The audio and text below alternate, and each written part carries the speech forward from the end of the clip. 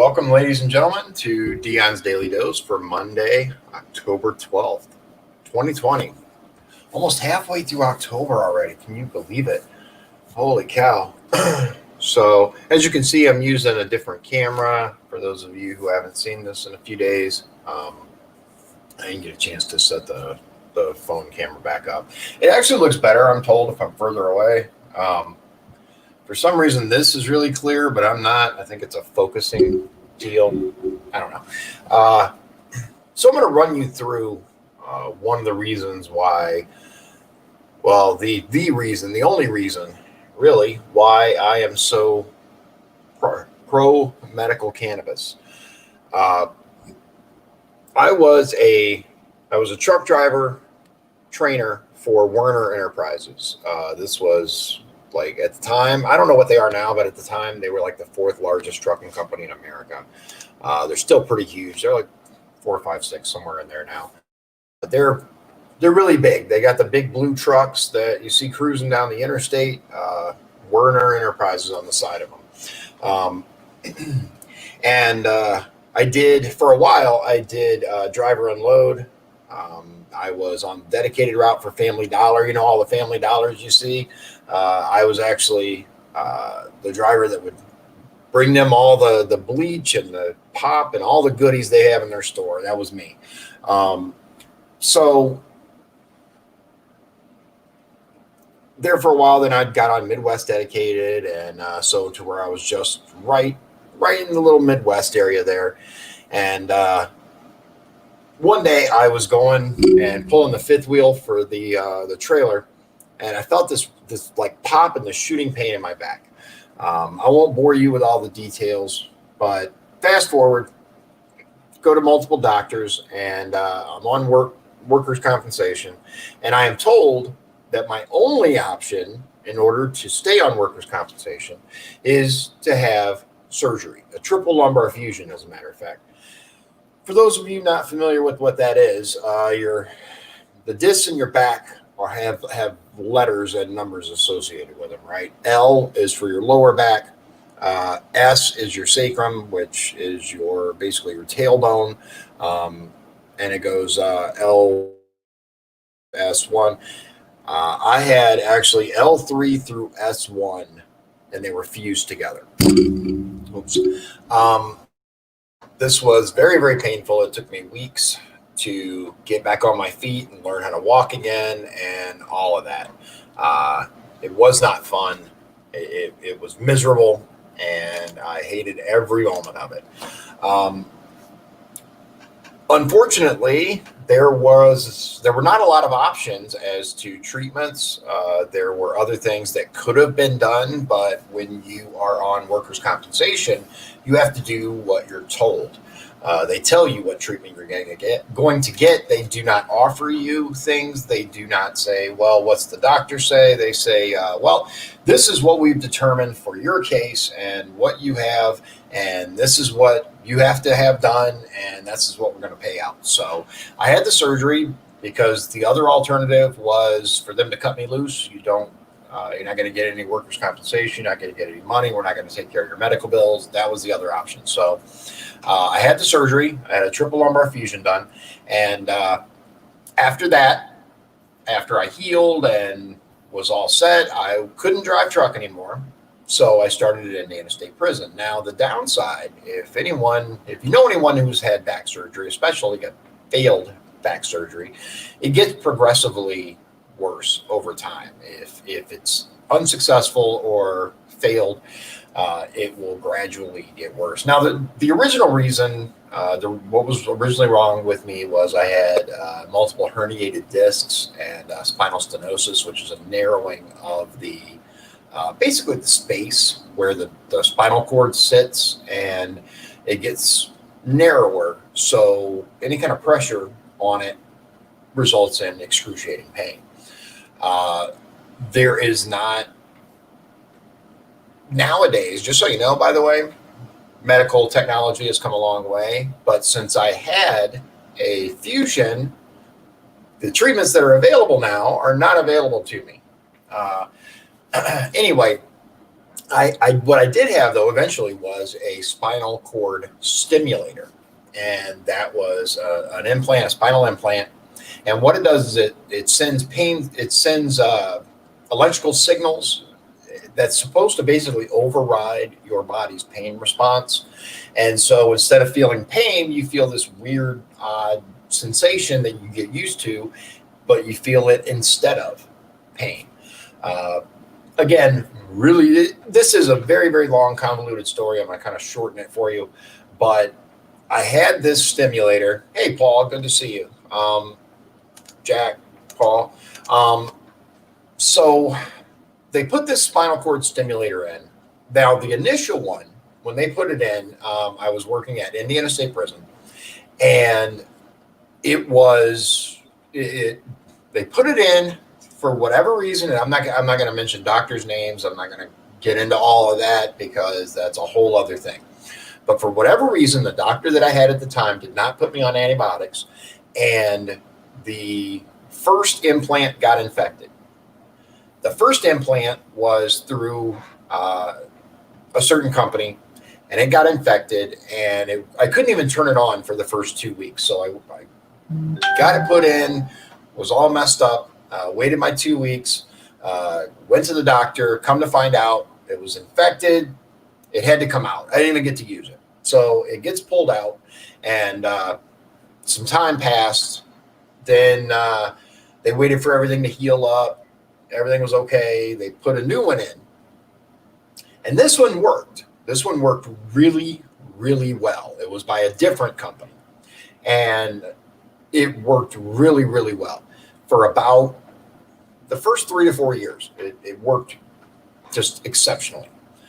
Unfortunately, during the time there, it did, again, my back did continue to get progressively worse. And I'm going to tell you, when I initially had the spinal fusion, I was put on so much pain medication and because I have something called hyperanalgesia. Now, if you look that up, what that is that means it takes a lot more pain medication for me than it does for the normal average everyday person, right? Hyperanalgesia means that what would work on Joe, for example, or Don doesn't work on me. I don't even feel it. I can't tell the difference. So I was on enough medication to kill some people. Obviously, tons of side effects, insane cost. We're looking at hundreds of dollars a month in prescription costs. I mean, hundreds and hundreds of dollars. The surgeries themselves. Now, the first surgery, the triple lumbar fusion, that was covered. That was covered by the workers' compensation, right? Because that was what they wanted to do. That's what I had to have. Boom, done. But then they cut you loose, right? Maximum MMI, maximum medical improvement. You're not going to get any better. We're done with you. Here you go. Here's your piddly check. Now get out of here. Now, this, of course, knowing what I know today, I never would have said, yeah, okay. But here we are. You learn as you go, right? So now I have a destroyed back, a fusion between, let's see, L3, 4, 5, S1, so a triple, yeah. So 3 areas that were fused together, or vertebrae first fused together, and multiple prescriptions. Now, the interesting thing that I found later on in life, after going through all of this and dealing with opioids and withdrawals and all the things associated with it, is that medical cannabis has all the pain relief with none of the side effects. I cannot, in good conscience, allow veterans and regular citizens to suffer the way that I did when it's as simple as bringing it up to a vote. It's as simple as getting on the House floor and explaining to people who don't understand. It isn't that they don't want to understand. It's that they truly don't They don't have the information. They don't have the life experience. They don't have the access to the life experience that I do, that I can explain to them. Here's what morphine does. Here's what Percocets do. Here's what Vicodin does. And here's what medical cannabis does. It'll take care of the pain. It is non-addictive. You do not owe your suffering in life to companies that are not out to help you. If anyone has figured anything out in 2020, it is that pharmaceutical companies are not out to cure diseases. They're not out to cure your pain. Look at the most recent release from our current Attorney General's office, Curtis Hill. Look at the most recent release. He is suing these companies that make these drugs, because that's what they are. They're drugs. Make no mistake about it. There's cannabis, which is a drug, and then there's Percocet, Vicodin, all of these other medications, which are drugs. And it is absolutely critical that we get people into Indiana House that can explain it to these people, because look, we have a Republican supermajority in Indiana Congress. What does that mean? That means these people are terrified of losing their base. If we can explain to them, if we can get across to them that voting for this legislation and making it a reality is not going to lose the election for you, because that's what most of them care about, unfortunately. It's what they care about. They care about losing their elections. If we can explain to them, look, I went through this. I know the difference. I know. And the other thing that I really want to clarify and get across to you, for those of you who have not experienced a chronic health issue, whether it be diabetes, whether it be chronic pain, whether it be the list is limitless, so I'm not going to go, obviously just start rattling them off. But if you have not experienced a chronic health problem, then you may not know this. But when you go to your doctor and talk to them about your treatment options, it is not up to you and your doctor. Those are not the people that make the decisions. The doctor will tell you, yeah, the best thing for you is this. Good luck getting it covered. Good luck getting the doctor to be able to get what you need past the insurance company, because the insurance companies are the ones who dictate what treatment you receive, what medications you get. There have been several times when the doctor said, well, you know what the best thing for you would be this, right? And then I go to the pharmacy to get it filled or make the appointment for whatever procedure he had, and insurance company says, sorry, can't do that. What do you mean you can't do that? Well, it's not part of your coverage, or you have to have this first. We know that this medication will help you. Let's take, what do we got? Lyrica, right? Those of you familiar with Lyrica, it is for nerve pain, okay? Especially diabetic neuropathy, but also other types of nerve pain. Well, I was going to get Lyrica, right? Because the doctor, we tried all kinds of stuff. And again, I have hyperanagesia, so not many things work with me. Doctor said, we're going to give you some Lyrica. Go ahead and get it filled. Well, the insurance company says, I'm sorry, you can't take Lyrica. You have to try this other stuff first. What other stuff? What is that? Doesn't matter. You have to try this first. And if this doesn't work, then you can take Lyrica. Well, wait a minute. Do I have to pay for this? Well, of course you have to pay for it. Well, I haven't met my deductible yet. Doesn't matter. You have to take this first. Okay, so you're telling me that the stuff that the doctor prescribed for me, you're not going to cover until I take this other stuff. And that's, ladies and gentlemen, that's part of the problem. We have these insurance companies that are making decisions about your health, not based on what's best for you, not based on what's best for me, but what's best for their bottom line. That has to change. It has to change. Paul says, let's see, first he says we need to bring a bunch of testimonials to committee, and we do. We have got to get people that have experience in these areas, and we need to get them in front of the lawmakers so that these people can hear what is going on, so that they can hear, look, I took this, I took that, I have done, look, ladies and gentlemen, I have done every single thing that my doctor has asked me to do. Everything. I have done every last thing. I have done every treatment. I have done every nerve ablation. I have done every surgery. Every single thing the doctor said, listen, you need to do this. I've done it. I've done it. And I am still suffering. Why? Because I had to do all the stuff and go through every step. And there are no other options in Indiana other than massive pharmaceutical companies. Paul says that's what they say. Not too many are on the right side. And I agree with that. He says, especially the VA. Bill Norris says right to try. And that's the thing. Isn't it our right to choose what is best for us, especially if we have doctors that are saying, look, this is the best thing for you. But that's not the way it works. Not in our healthcare system. We have insurance companies, we have pharmaceutical companies that they're determining what the treatment is for you. And that's why I will fight for medical cannabis here in Indiana.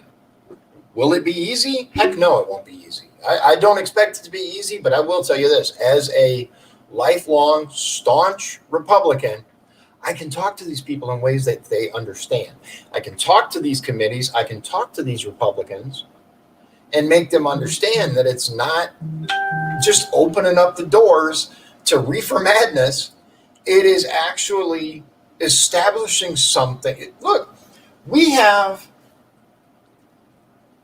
veterans that are suffering in this state with PTSD, with countless conditions that could be alleviated. And why haven't we? Because why? Here's the thing. When no other state had dared to go against the federal government, okay, I can see it, right? You're scared of going against the federal government. You're afraid of saying, hey, we have, let's see, turn that up a little bit.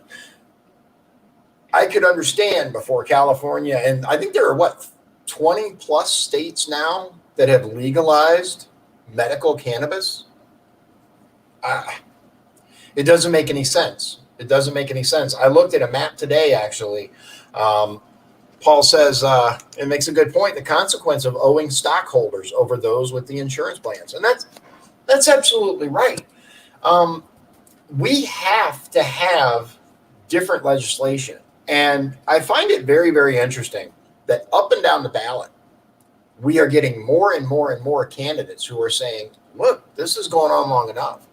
I understand as well as anyone else the desire and the need to be a law-abiding citizen. I'm a law-abiding citizen, right? Even though it would help me greatly, I don't go to Illinois. I don't go to Michigan. I don't buy it and bring it back as much as I want to, as much as it would help me, because it's against the law. I'm running for state legislature. I can't go and break the law and do that. But what I will do is I will go to Indianapolis and I will tell these people, look, this has gone on long enough. We have to start taking steps. We have to make it legal. Because look, as much as the AG and the governor may not want to, especially Holcomb right now, we all know that he is anti-cannabis 100%. Todd Rokita, anti-cannabis, right? I don't know about the other guy. I can't vote for Wine Apple or whatever his name is. I have to vote Todd Rokita. Law and order. It doesn't matter how the AG feels about it. It doesn't matter how the governor feels about it, because if we can get the legislature to understand how important this issue is to Hoosiers, because I'm going to tell you, even the staunchest Republicans, the staunchest Bible-thumping, deep conservative family value Republicans tell me they're in favor of it for medical. Even the people who believe it is the devil's lettuce, excuse me for a moment, my nose itches. Even the people who tell me that it's bad, I don't want it in the streets, I don't want it in my schools, I understand that. Even they are for it for medical. I don't understand how it has taken Indiana this long. But I will tell you this. It's something that needs to be addressed. So to catch you up to speed, truck driver, correctional officer, real estate, and through it all, I've done what the doctor has said. I have gone to my appointments. I have done the things that I've needed to do. And now here I am. The latest implant. I'm gonna tell you what happened with it. So after about 7 years of the implant, it was kind of going downhill towards the end. Eventually, it got to where it just didn't help at all. So what they decided was they were going to replace the implant with basically the latest model, right? Like replacing your printer from 10 years ago with the new latest model, right? So it took the old one out, put the new one in, and it was absolutely horrible. The surgery was absolutely horrible. I was down for a little while, and again, excruciating pain. I could barely stand. It hurt so much, but I powered through.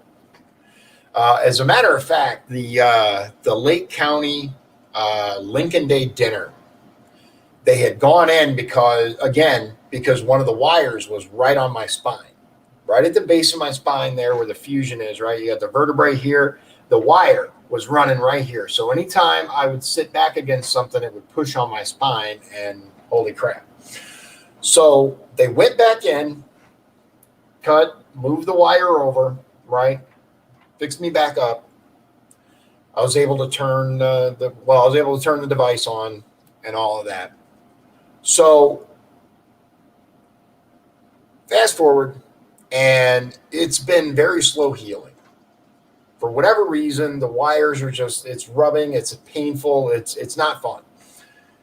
But the day I had surgery to move those wires, right, I went to the Lake County Lincoln Day dinner. Why? Because that's how important this is to me. That at the time I was running for U.S. Congress, and that's how important this is.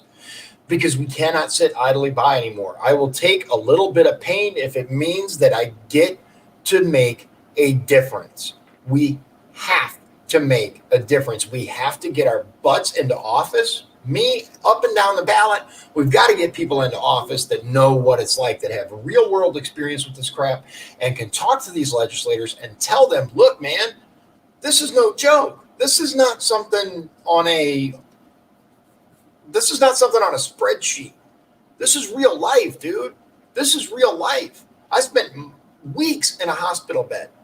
I spent weeks in my own bed at home because I begged them to let me go home after my initial back surgery, right? So now I have a complication from that surgery, which I have a picture, but I'm not going to share it with you because it's gross.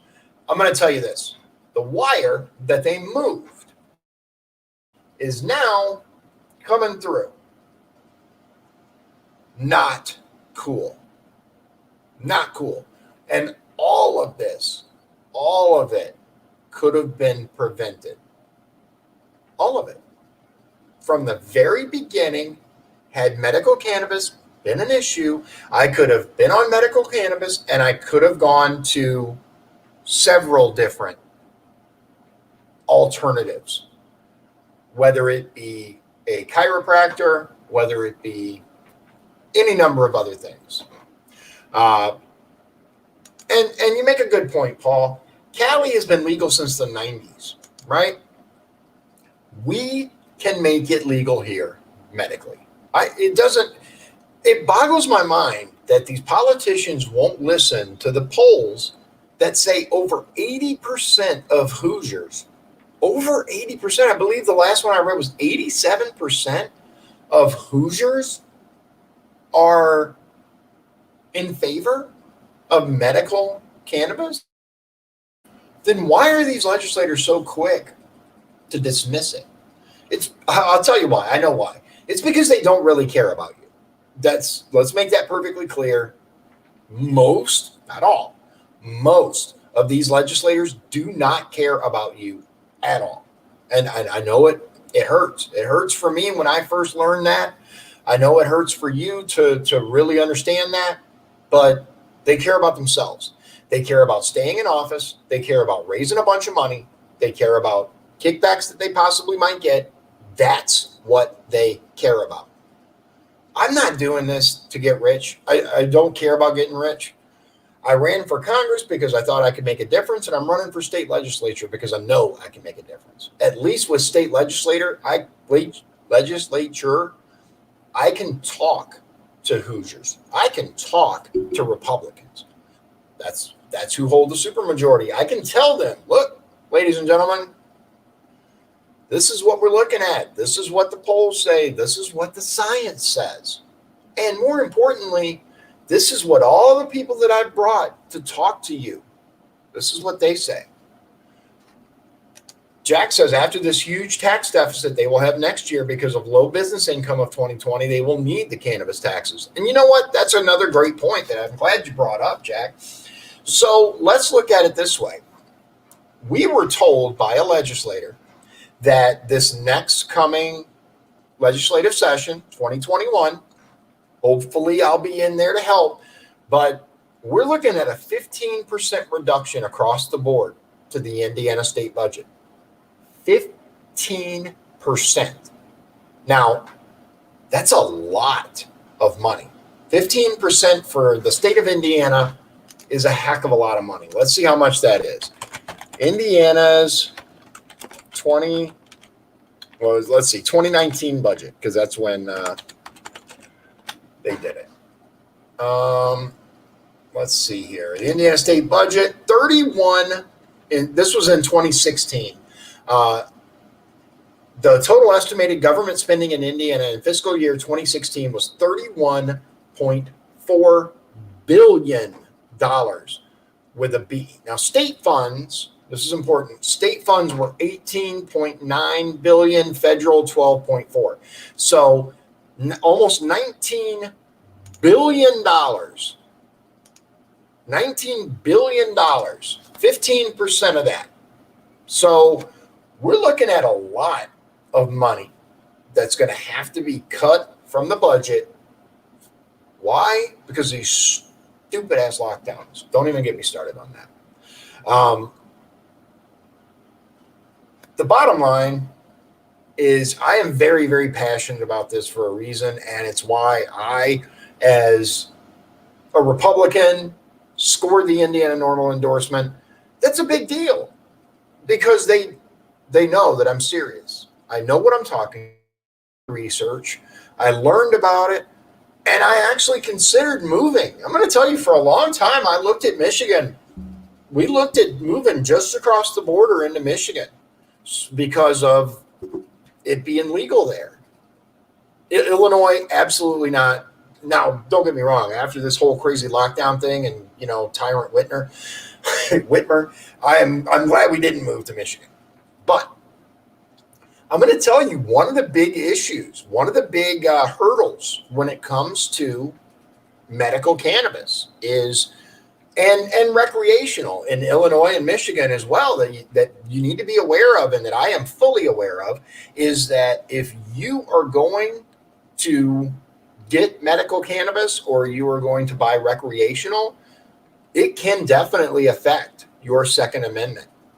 And it's something that people need to be aware of. They need to be, and it's something that I will strive to make sure gets addressed, because I hold the Second Amendment sacrosanct, for those of you who know that. It's very, very important to me. And, Paul brings up a good point. And he says, rainwater, he meant good thing, rainwater will help fix our budget problems. So let's assume for a moment that Rainwater does get elected instead of Holcomb or Woody Myers. What does this mean? I've talked about it before, but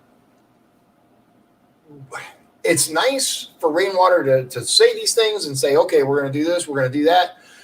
The governor isn't able to do much without the legislature, but I do know there are a number of legislators that are willing to work with him. I'm one of them. I don't care who the governor is. I mean, I care on a personal level, but as a legislator, I don't care. It's the same regardless.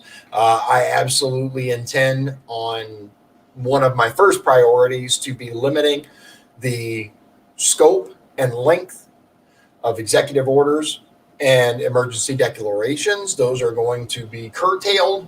But here's the point. We as Hoosiers, we have to back those candidates that are absolutely able and willing to get in there and make a change. There are people who talk for long periods of time about how they know the suffering and the pain of their constituents and how they, know how to make and blah, blah, blah, blah, blah, right? I can tell you, I've been through it. I have been through the pain. I have been through the nausea. I have been through the surgery. I have been through the system. I had to declare medical bankruptcy because of the hundreds of thousands of dollars in medical bills that resulted from it. It is the way it is. And this is something that we have to come together on. I don't care which left, right, center, libertarian, Republican, Democrat, it doesn't, Green Party, it doesn't matter. This is something that will benefit all Hoosiers. All Hoosiers. Personally, I fail to understand why this is still a thing in 2020. I fail to understand why these people are so adamantly opposed, except for the pharmaceutical companies. That's the big red flag that tells me where the power is. And we need change. And all of these politicians, they always run on, change this and be that and do this and all that. We have to start a movement ourselves. It's not enough to go on these politicians' pages and tell them what you want or call their office. You have to vote them out. If they're not doing what you want, vote them out. And I'm going to tell you, there are very, very, very few incumbents up and down the ballot that I can honestly tell you should be reelected. Very few. I'm not going to get into it. I will tell you this. When I get elected, because I truly believe that 2020 is the year. I do. Up and down the ballot, I do believe 2020 is the year where the normal system is in for an upset. I believe that many of these people are tired of the same old crap over and over and over. I've talked to people who have voted Democrat their entire lives and normally would have voted for my opponent hands down. Normally, they'd have just stamped that D ballot. And I have talked to them, and they have looked me in my eyes and said, I'm willing to give you a chance. As a matter of fact, I'm going to vote out every single incumbent, everyone. They happen to be a lifelong Democrat, so they dislike Trump, so they're going to vote out Trump as well, they think. And hey, that's their right. But I'm going to tell you this, ladies and gentlemen. We cannot continue to stand idly by, regardless of your political leanings. Obviously, I support Trump, but it doesn't matter what your political leanings are. You have got to get involved, because our country is not going to stay our country unless we get involved. And if that means running for office, did that. Paul says lots of shaking up in 20. Absolutely. And that's true. I do, sir. I serve you. I serve all of District 9, and I serve the state. And the governor serves the state, not Washington. And that's really, really important. One of the firmest beliefs that I have that doesn't get talked about enough is the 10th Amendment. And it states that The state is sovereign. The original plan was to keep the federal government, very, very tiny. The states were supposed to be essentially countries unto themselves so that they could pass the laws that they want and do the things that they want. I find it interesting that Indiana has a part-time legislature. For those of you who didn't know that, yes, we do not have a full-time legislature, which means they're only in session for a little while and then they go home. Just to actually hold regular jobs, which I'll get into that later, but we're gonna do a little history lesson another time, a little civics lesson, so you can learn how legislature works in Indiana. For those of you who don't know, but I'm going to tell you this: Indiana has a part-time legislature, right? I would argue that Indiana has a lot more pressing need for laws than the federal government does.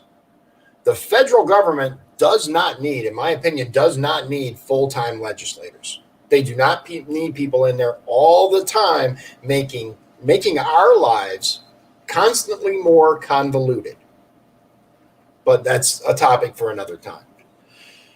Ladies and gentlemen, those of you watching this video, the majority of you are likely already my supporters, and I greatly appreciate that.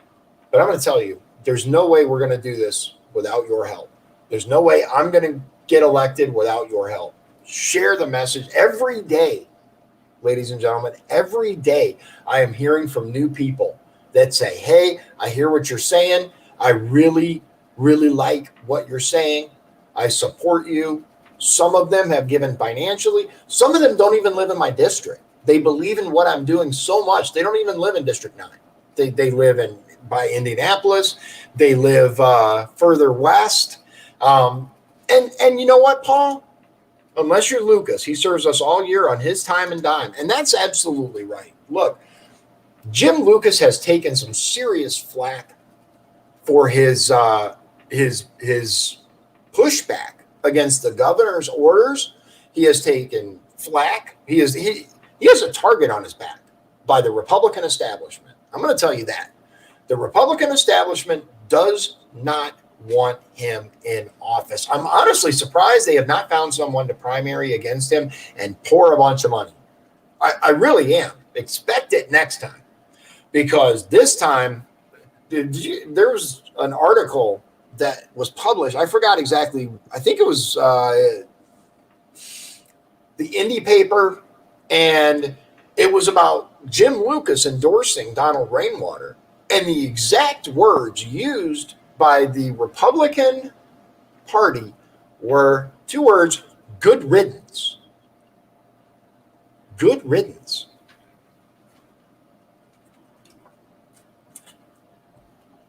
Why?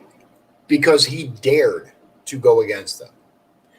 Now, he has been the center of controversy a couple of times where he has shared some memes, God forbid, and they make the claim that he's racist. I haven't seen anything racist from the man. I follow Jim Lucas on Facebook. I look at his posts. What I will say is he speaks up when he believes something and he says something. I personally can't ask for more. And that's the type of legislator that I'm going to be for you. I'm not going to sit idly by while stuff like mask mandates and business shutdowns happen and not say anything.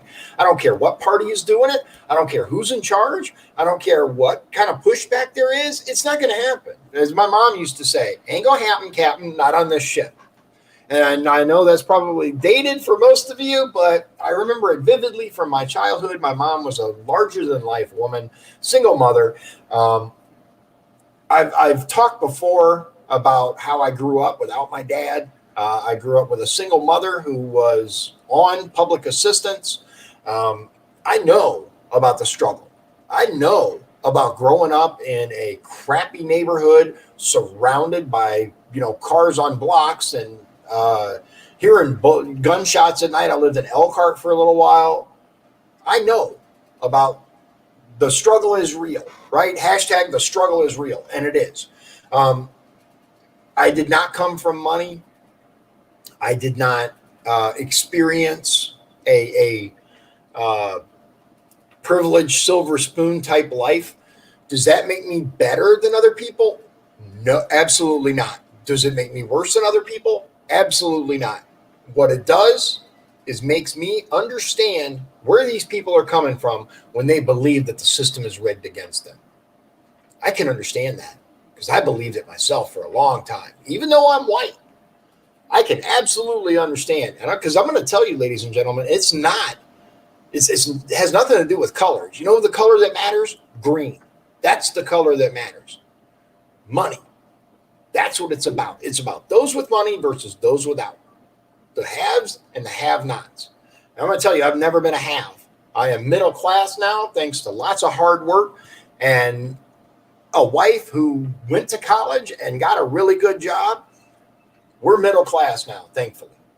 But I have been on that scrape by on a dollar, robbing Peter to pay Paul. I've done all that. I've seen my mom take 1 gallon of milk and with powdered milk make it into 2 gallons, right? Because she didn't have enough to buy 2 gallons of milk. I've seen all that. I've experienced all that. Beaten my share of macaroni and cheese, right? And the cancer-causing kind, too, with the packet, not the good shells and cheese they got now. They didn't have that when I was a kid, man. What's up with that? The creamy cheese sauce, like, what? Anyway, ladies and gentlemen, this is our year. This is our year to take our government back top to bottom. And look, Paul, I know I'm going to talk to Paul here for a moment. I know you're a fan. Obviously, you got the libertarian hedgehog, right? It's a hedgehog, not a porcupine. You're a firm supporter of Joe Jorgensen, and I respect that. I will say this: it was absolute crap that Joe was not a part of the debates. I think that was ridiculous. I think she should have absolutely been. She's on the ballot in all 50 states. Why would they not allow her to debate? That said, I think it's a pretty safe bet that Joe Jorgensen is not going to win. However, that does not mean you should not vote for Joe if you believe Joe represents your interests. Just like down to the Indiana level, if you believe that Governor Holcomb represents your interests, that if you believe that Governor Holcomb made the best out of a bad situation and made the only choices that he could in that time by shutting businesses down and requiring a mask mandate and initially wanting to attach criminal penalties to it, if you believe that, and then of course had to back off because the AG said you can't do that. If you believe that Eric Holcomb represents your interests, vote for Eric Holcomb. If you believe, on the other hand, that we should have had even more stringent lockdowns and that the governor should never have backed off on criminal penalties for not wearing a face diaper, a mask, then vote for Woody Myers because that's what he wants. He wants us to be, quote, more like Illinois, end quote.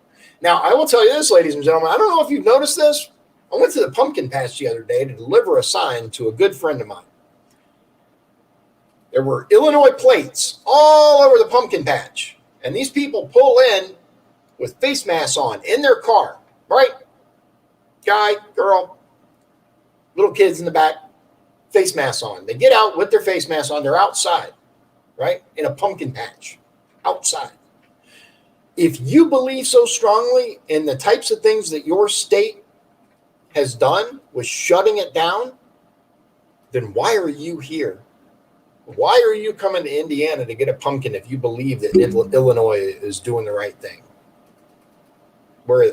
Anyway, if you believe that Woody Myers is the way to go, then you vote Woody Myers. If, on the other hand, if you believe that Rainwater is the best person for the job, then you vote Rainwater. Stop with the third-party wasted vote crap. I'm a Republican, right? I'm running as a Republican. I believe in the Republican Party, but I am so tired of that messed up logic that a vote for this person somehow equals a vote for another person. It doesn't make sense unless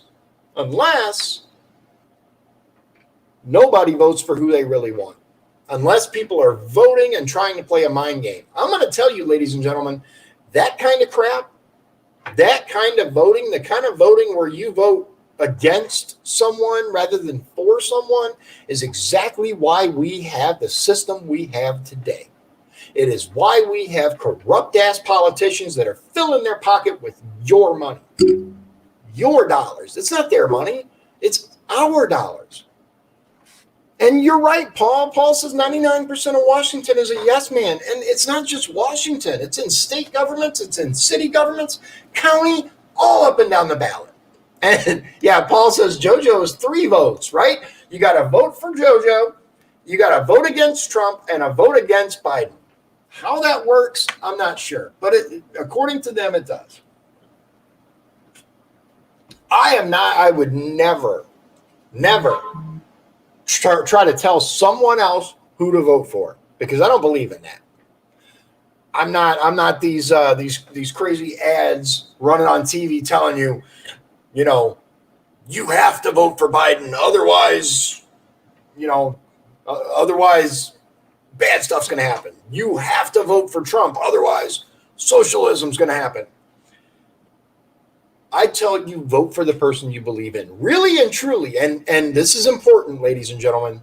Don't just go by what CNN, MSNBC, Fox, or any of these other news stations tell you. I said this before. I'm going to say it again for those new viewers. If you really want to see how biased the media is, pick a random day of Donald Trump's coronavirus task force press conference. Watch the whole thing in its entirety, and then watch CNN's coverage of it, Fox's coverage of it, OAN's coverage of it, MSNBC's coverage of it. Do that, because then you will see how you are being led. I don't care if you hate Trump. If you hate Trump, that is absolutely your right as an American. But hate Trump for the right reasons. Hate Trump because you're informed and you understand what Trump is doing and you understand what he's really saying. But I digress. Vote for the person that you believe in. Don't just vote against Trump. Do you honestly believe that Biden will be a good president? Actually, do you honestly believe Kamala Harris will be a good president, because that's who's going to take over? But that's a whole other thing. If you truly believe that the Democrats are doing the best for this country and that's the best thing for you, then vote for them. Absolutely. Vote for the Democrats up and down the ticket if you truly believe that each of these people are going to do what's best for you. If you believe the Republicans are going to do what's best for you, then vote for Republicans up and down the ticket. Now, personally, I don't advise straight ticket voting. That's on you. If you believe that a certain individual is going to do the best for you, vote for them, not against this other person. Don't just vote against someone. Vote for someone you believe in. You're welcome, Paul. I think that's important. Look, I'm not running as a libertarian, but I will say that the Libertarian Party in some areas shares a lot of views as the Republican Party. There are a lot of things that mesh up. I don't necessarily agree with some of the aspects, right, that they believe in. There are some things that I believe they're very wrong about.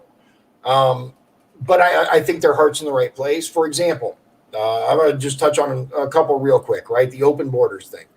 It's a common misconception that libertarians believe in just opening up the borders.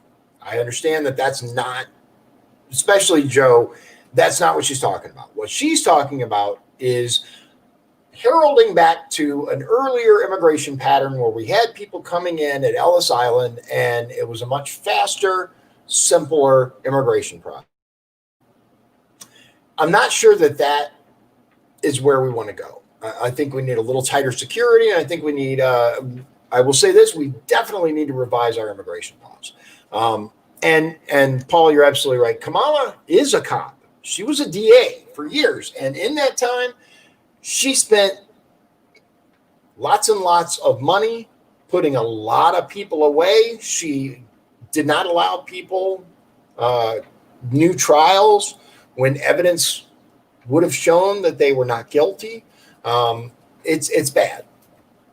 But look, Vote for the people you believe in. And more than anything else, if you take nothing else away from today's video, if you don't take anything else away, become an educated voter, ladies and gentlemen. Learn who is on your ballot, not just president, because let's face it, we got nonstop media coverage talking about how Orange Man bad, right? Or how, or on Fox or OAN talking about the gaffes that Biden constantly makes and how he's not there. You understand, if you don't know who you want to vote for president by now, I'm not sure what to tell you, right? Talk to some of the local friends. I'm going to tell you this too, real quick. If you have unfriended someone because of who they are voting for, not because they personally attack you over your vote or something like that, but just because they choose to vote a different way than you really need to rethink that. Because I have people on my friends list that are very left. I mean, way left. And that's okay, because posts and I look at them, and many times I learn things that I would not have learned from the echo chamber that are most of my friends. Anyway, if you believe that someone is doing the best for you, vote for them. Learn about all the candidates on your ballot, all the way down to your local positions. There are people running for school board this year. And I'm going to tell you, ladies and gentlemen, even if you don't have children, you need to understand what these people believe in. You need to look into them, and you need to understand where they stand on politicized teaching. These teachers that are bringing their political views in the classrooms, not for that. I'm not for that. As a matter of fact, my son just told me the other day, we've all heard about leftists, right, trying to control the agenda in their classrooms and teaching people about this and that and this and that, right? We're not going to mention any specific curriculum. Let's just say that we've all heard tales, right?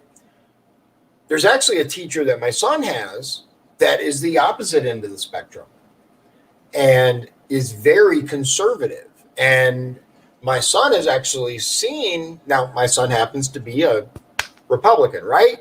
So he's in the teacher's graces. But what about the students that believe differently? He said he's actually believes that this teacher is targeting people because they don't believe the same way. That's not cool. That's not cool. I don't care. I don't care if it's Fox News or CNN. They're both wrong, right? And Paul, you're right. It is badly worded, but unfortunately, I can't change how we portray that stance. You're right. I'm just going to say this about the libertarian platform. You guys need, on the national level, you guys need to hire somebody who can write your platform better than that, because it does sound bad. Now, that said, there's a lot of things that I agree with. I don't want to pay any more taxes than I absolutely have. Hell, I don't want to pay any taxes at all. Taxation is theft, right? Which is another reason, really quickly, we're going to end this, but I'm going to tell you really quickly, I find it very interesting that the Republican-held supermajority are the ones that have increased taxes and fees over 40 times. Over 40. They have raised taxes and increased fees up and down the board. I thought Republicans were the party of less taxes. Not none, but less. Smaller government, less taxes. That's the kind of Republican I am. Ladies and gentlemen, unless the person on that ballot that is the incumbent has done their job, it's time to give somebody else a chance. Even, look, in Indiana legislature, the term is 2 years. 2 years, which means you got 1 year of actually doing your job and 1 year of campaigning. If someone hasn't, in a year, 2 years, but really that first year, if they haven't shown you what kind of person they are, if they haven't shown you I'm here for you, if they haven't been available, if they haven't answered your calls, your texts, your emails, get their ass out of there. Excuse my language, but get them out. It's time for some new blood. The worst that's going to happen is we have 2 years of somebody, right? then the next time, get them out too, if they're not doing their job. My ultimate hope, I'd really like to go to Indianapolis. I'd really like to work for you, all of you. But if you see in 2 years that I'm not doing my job, vote me out too, because that's what the system is for. I thank you all, everybody, for joining me. I greatly appreciate it. I'm going to tell you this, ladies and gentlemen. It is absolutely imperative that you learn about the people on your ballot. Start locally. You know who's running for president. You know who's running for Congress. And look, even in District 1, it's a really simple choice. It really is. You got Mark Leyva, who's going to stand with President Trump, who is in favor of less taxes, who is in favor of the Republican platform, period. And you have Frank Mervan, who is in favor of Joe Biden, who is in favor of the Green New Deal, who is in favor of Medicare for all. Those are your options. You know who's on the ballot. Then you go down a little bit and you have your Indiana. Well, you got your governor race next. I would say that's probably the next most important race. Vote for who you believe in. If you believe in Eric Holcomb, vote for Eric Holcomb. If you believe in Woody Myers, vote for Woody Myers. If you believe in Donald Rainwater, vote for Donald Rainwater. I would never tell you who to vote for. But the next race down for Indiana legislature, I would ask that you vote for Dion. I would ask that you vote Dion Bergeron for state representative. Why? Because I will work for you and I will push very, very hard for what Indiana needs, for what Hoosiers have been telling people we need, which is medical cannabis. Slide that over like that to where it's gonna fall. Dang it, I was hoping it would just barely stay to where you could see the whole thing, but that's all right. Thank you for coming out with me. I greatly appreciate it. Paul, thank you. And as always, Paul, I appreciate all of your support. And I'm going to tell you, ladies and gentlemen, there's a lot more to my story, and there's a lot more heartache and heartbreak and pain and suffering. But none of that is important. What is important is that I am here, able, ready, and willing to work for you, the voter. I'm my current state representative. People can't. They've been trying. They've sent emails. They've had phone calls. They have done all kinds of things to reach out, and it doesn't do anything. I'm here most nights at 7, and just so you know, I'm going to continue to do this. Definitely if I win, probably if I lose. Although, real quick, I'm going to tell you, one of the people that helped me with my campaign was like, hey, have you considered sponsors, right, for your show? And I was like, if I lose, maybe. I'm not going to do it if I win. I think that would be kind of weird, brought to you by Eli Lilly. No. But hopefully I'll win, and then we won't have to worry about that. So that's another reason, right? If you don't want to see advertisements or anything like that, vote for me. I'm just messing with you. Thanks for joining me. God bless you. Oh, one more thing before we go. 2 things real quick. I'm going to run a banner, right? There you go. And I'm going to tell you, this coming Sunday. So that is, 2 things. The 17th, there is a huge rally. Freedom Rally in Valpo, 3 to 6 p.m. at the Urschel Pavilion. Make sure you go. It's going to be awesome. There's going to be food trucks, live music, tons of stuff. You'll get a chance to meet a whole bunch of candidates, including your favorite candidate for state representative, me. I will be there. There will be a guy dressed as Abe Lincoln.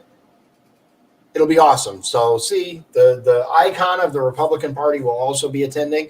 I also got word that Cash Lee Kelly, I talked to him today, and he will be one of the speakers.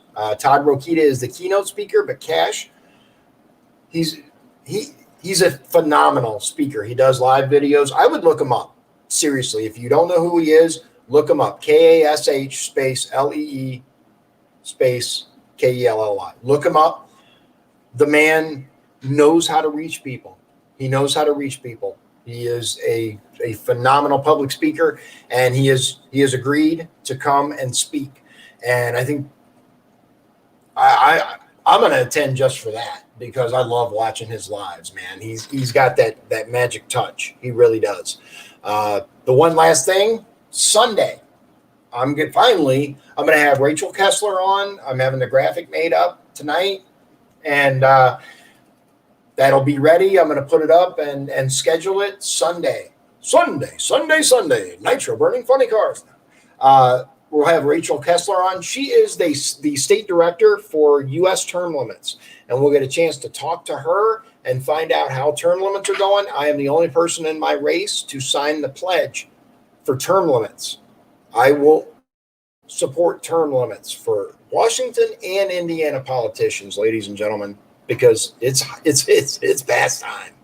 So with that, I will let you go right at an hour. Look at that. Thank you very much. God bless you. God bless Indiana, and God bless the United States of America.